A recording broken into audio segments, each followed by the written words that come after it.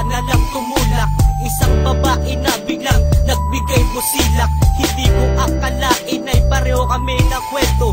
Biglang ang puso ko kanya lang ay naalayo at tumayo.